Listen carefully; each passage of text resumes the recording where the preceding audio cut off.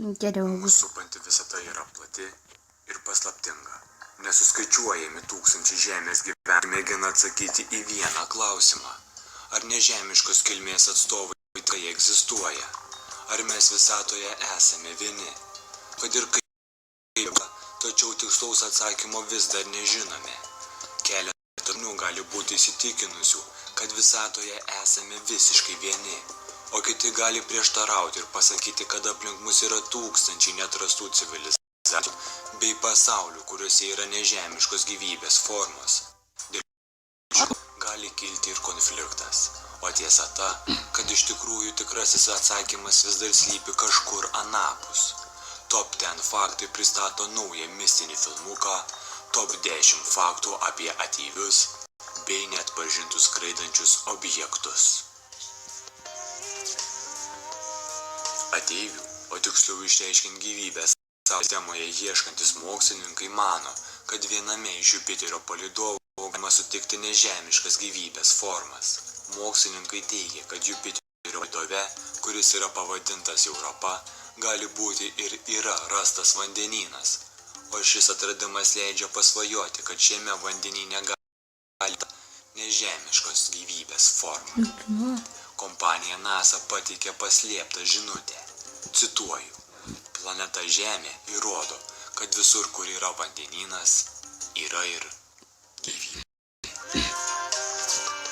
Jo. Daugiau kaip 20 000 žmonių pasaulyje yra apsidraudę nuo ateivių pagrobimo. Šis draudimas kainuoja $1 per metus. Būtų tikrai įdomu sužinoti, kaip veikia šis draudimas ir iš kur draudimo kompanija sužino, kad tave yra ar buvo pagrobę būtent ateiviai. Įdomu. Pagal mokslininkų pateiktus skaičiavimus yra tik 2% tikimybė, kad per artimiausius 10 metų mes surasime nežemiškas gyvybės. 2%. Nėra paslapties, kad mokslininkai su galingais teleskopais stebi tos platybės ir ieško tinkamų planetų atsirasti bei išlaikyti gyvybės formas. Tačiau ar kada pagalvojome, jog šiuo metu į mus kažkas gali žiūrėti. Kažkas taip pat ieško gyvybės formų ir neseniai aptiko mūsų Žemės planetą. Ir kaip manote, ką jie šiuo metu mato? Mus, mūsų technologijos, mūsų gyvenimą. Ogi taip manyti yra didžiausia klaida. Kadangi jeigu į mus žiūri iš planetos, kuri yra nutolusi nuo Žemės daugiau kaip 65 milijonus šviesmečių, tuomet ateiviai šiuo metu bežiūrint į mūsų planetą matytų tik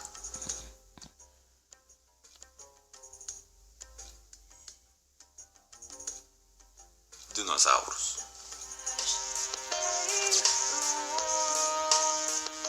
Peržiūrėjus pranešimo ataskaitas bei jas apskaičiavus, gaunasi apie 70 000 pranešimų kiekvienais metais, kuriuose yra pranešinėjama apie pastebėtus neatpažintus skraidančius objektus visame pasaulyje.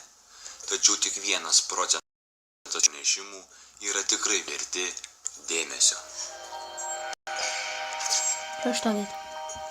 Galbūt pirmieji neatpažinti skraidantys objektai buvo pastebėti dar prieš 1450 metų prieš Kristų, kai egiptiečiai savo piešiniuose braižė labai panašius objektus į povandeninius laivus, lėktuvus bei malūnsparnius. 1883 metais astronomas José Bonilla iš Meksikos nufotografavo pirmąjį istorijoje neatpažintą skraidantį objektą, kuris pasak pasakojimo judėjo aplink Mėnulį.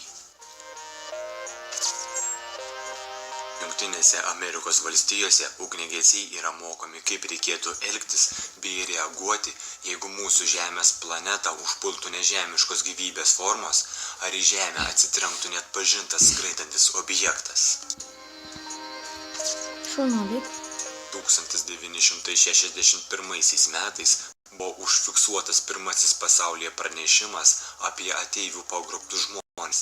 Pasak šaltinio, Betty ir Bernice Hillai teigė, jog buvo grobti ateivių keliaujant Naujojo Hempšyro greitkeliu.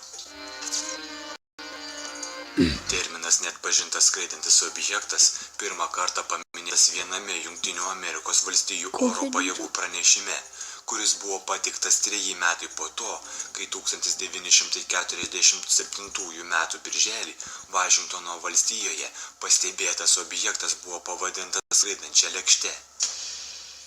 Taigi, kaip visuomet klausimas jums, mūsų mėlėjai žiūrovai, Blet, ar jūs tikite, kad visatoje egzistuoja nežemiškos gyvybės formos? Ar tikite, kad jos užklysta ir į mūsų taip mylimą Žemės planetą? Lauksime jūsų komentarų. Na, Na ką, Rusė, atvažiavai? Tai rodė, ką sugebi. Tokius žodžius išgirdo Rimas Kurtinaitis. aš dabar išgąsdinau. NBA